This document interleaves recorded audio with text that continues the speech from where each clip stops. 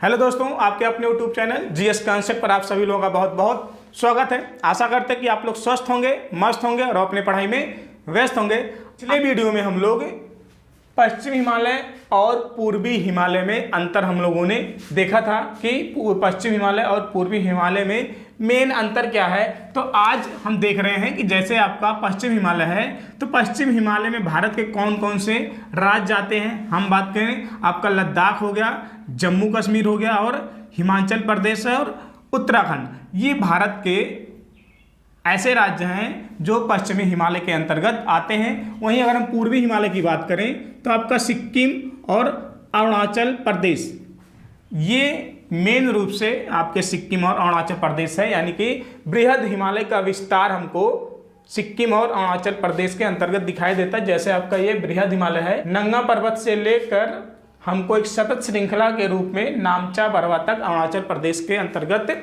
दिखाई देता है। वैसे आपका पूर्वी हिमालय के अंतर्गत अगर हम कहें, जो आपका पूर्वोत्तर क्षेत्र आते हैं वो भी इसी हिमालय के अंतर्गत आते हैं, लेकिन हम यहाँ पे सिक्किम और अरुणाचल प्रदेश की बात कर रहे हैं क्योंकि यहाँ पे हमें बृहद हिमालय का एक सतत श्रृंखला वहाँ तक हमको दिखाई देता है। तो अब हम लोग देखेंगे इसी हिमालय के बारे में ही क्या नाम है। हम लोग देखेंगे हर एक राज्य में हम लोग पहले देखेंगे जो घाटियां हैं, घाटियां कौन कौन सी हैं। हम लद्दाख के अंतर्गत घाटियों की बात करेंगे, जम्मू कश्मीर, हिमाचल प्रदेश, उत्तराखंड, सिक्किम, अरुणाचल प्रदेश, नागालैंड, जहां भी हमको घाटियां हैं, जो इंपॉर्टेंट घाटियां हैं, जो एग्जाम में बार बार पूछा जाता है, हम लोग घाटियों के बारे में देखेंगे। इसके बाद आपकी जो चोटियां हैं, कुछ चोटियों की बात हम लोग कर चुके हैं, कुछ ऐसे हैं जो अभी भी बचे हुए हैं। तो बचे हुए चोटियों के बारे में हम लोग बात करेंगे, चाहे वो लद्दाख के अंतर्गत हो, जम्मू कश्मीर, हिमाचल प्रदेश, उत्तराखंड या सिक्किम या फिर अरुणाचल प्रदेश के अंतर्गत हो। वहीं अगर हम तीसरे पॉइंट की बात करें तो तीसरा हम देखेंगे ग्लेशियर के भी बारे में हम लोग, जो ट्रांस हिमालय के अंतर्गत जितने ग्लेशियर आते हैं हम लोग उसके बारे में बात कर चुके हैं। अभी हमें उत्तराखंड या हम कहें सिक्किम, यहाँ के क्षेत्रों में हमें ग्लेशियर देखना है। इसके बाद आपका चौथा पॉइंट है, चौथे पॉइंट के अंतर्गत हम बात करेंगे दर्रे। जो कुछ दर्रे बचे हुए हैं, हम लोग ट्रांस हिमालय में हम लोग लगभग सभी चीज़ों का अध्ययन कर चुके हैं, चाहे वो घाटियाँ हो, चाहे चोटी या ग्लेशियर या दर्रे हो। लेकिन आपका जो जम्मू कश्मीर है, हिमाचल प्रदेश है, उत्तराखंड है, सिक्किम और अरुणाचल प्रदेश, यहाँ पे हमें जो ग्लेशियर हैं, जो दर्रे हैं, उन सब के बारे में बात करना है। तो आज का हमारा जो पॉइंट होगा, आज का हमारा पॉइंट घाटियों से संबंधित होगा, वो भी हम लद्दाख और कश्मीर के अंतर्गत आज हम इन दो केंद्र शासित प्रदेशों के अंतर्गत आने वाले घाटियों की बात करेंगे। इसके बाद हम अगले वीडियो में देखेंगे हिमाचल प्रदेश, उत्तराखंड और सिक्किम, अरुणाचल प्रदेश, इन सब राज्यों में हम एक एक घाटियों के बारे में देखेंगे, चोटियों के बारे में, ग्लेशियर के बारे में और दर्रे के बारे में। तो हम शुरू करते हैं, लद्दाख के अंतर्गत कौन कौन सी घाटियां आती हैं। अब हम लोग लद्दाख के अंतर्गत आने वाली घाटियों का नाम देखेंगे। जैसे आपका पहला है मरखा घाटी, दूसरा है नुब्रा घाटी, तीसरा है सुरु घाटी और चौथा है गलवान घाटी। तो मरखा घाटी हम बात करें, जैसे आपका हम ये आपका क्या है, हिमालय क्षेत्र है। हिमालय के अंतर्गत ये वाला क्षेत्र आपका क्या है, ट्रांस हिमालय। और ट्रांस हिमालय के अंतर्गत तीन श्रेणियां हम प्रमुख रूप से देखते हैं। एक आपका कराकोरम श्रेणी है, दूसरा लद्दाख है, तीसरा आपका जास्कर श्रेणी है। तो इन्हीं श्रेणियों के मध्य आपके क्या होते हैं, ये घाटियां स्थित होती हैं। तो ये मरखा घाटी, नुब्रा घाटी, सुरु घाटी और गलवान घाटी, ये इसी ट्रांस हिमालय या हम कहें इसी लद्दाख क्षेत्र के अंतर्गत आते हैं। तो मरखा घाटी की हम बात करें तो ये लद्दाख की एक बहुत प्रसिद्ध घाटी है और हेमिस राष्ट्रीय उद्यान हेतु यह मार्ग उपलब्ध कराती है। कहने का मतलब ये है कि जो आपका लद्दाख क्षेत्र के अंतर्गत हेमिस राष्ट्रीय उद्यान है, अगर आप इस उद्यान में जाना चाहते हैं तो आपको मरखा घाटी से होकर ही जाना पड़ेगा, यानी कि मरखा घाटी से ही आप इस हेमिस राष्ट्रीय उद्यान के अंतर्गत आप जा सकते हैं। वहीं नुब्रा घाटी की बात करें तो नुब्रा घाटी लद्दाख के अंतर्गत एक नदी है जिसका नाम है नुब्रा।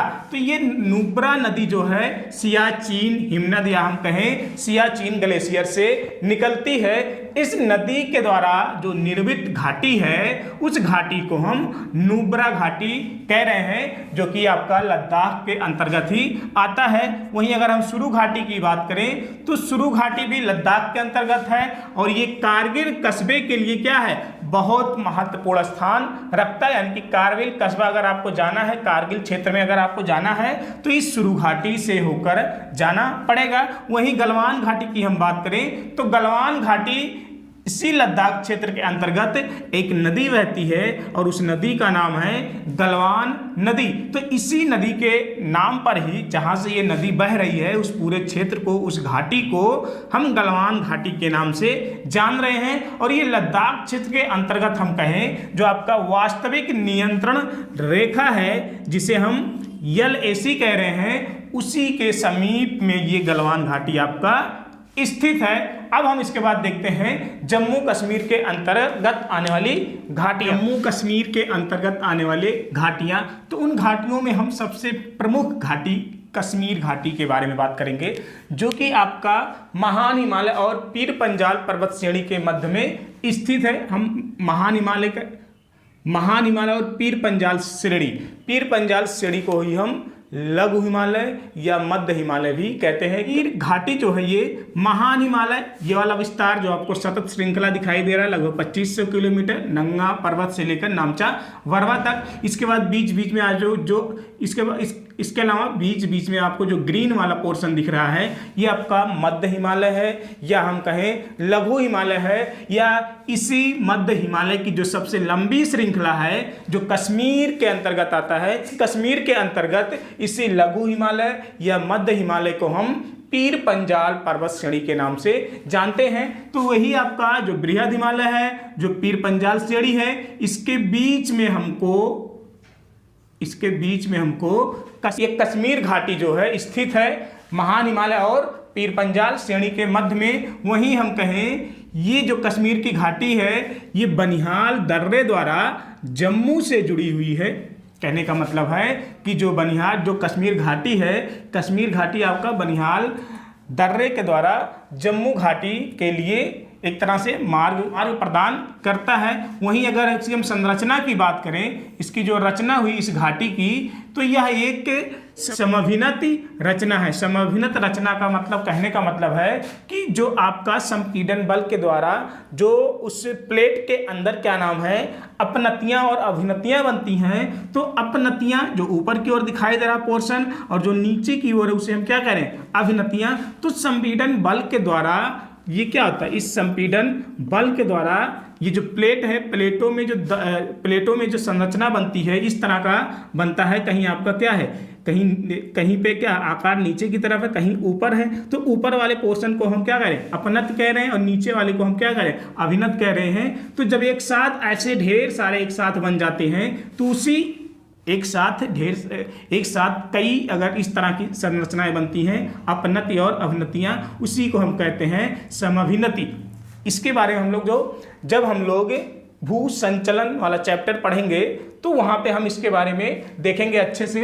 वहीं कश्मीर घाटी की बात करें तो कश्मीर घाटी के अंतर्गत हमें करेवा भूमि मिलती है, जो कि केसर के लिए बहुत ही ज़्यादा उपयुक्त मानी जाती है कि केसर की खेती करेवा भूमि के अंतर्गत होती है, जो कि आपका कहाँ कश्मीर घाटी के अंतर्गत पड़ता है। अब करेवा भूमि एक तरह से ये क्या है, जो हिमालयी नदियां जो ऊपर से आती हैं तो अपने साथ क्या ढेर सारे अवसाद लेके आती हैं। जब वही घाटियों में पहुंचती हैं तो उन अवसादों को अपने साथ आगे की तरफ नहीं ले जा पाती हैं और उनको वहीं पे छोड़ देती हैं, जिससे वहां के क्षेत्रों में एक नई भूमि का निर्माण हो जाता है, जिसको हम करेवा भूमि कहते हैं। और यही भूमि केसर की खेती के लिए बहुत उपयुक्त मानी जाती है। तो इस तरह से आपका जो लद्दाख क्षेत्र के अंतर्गत और जम्मू कश्मीर के अंतर्गत जो प्रमुख घाटियां थी हम लोग उसके बारे में इस वीडियो के माध्यम से हम लोगों ने अध्ययन किया।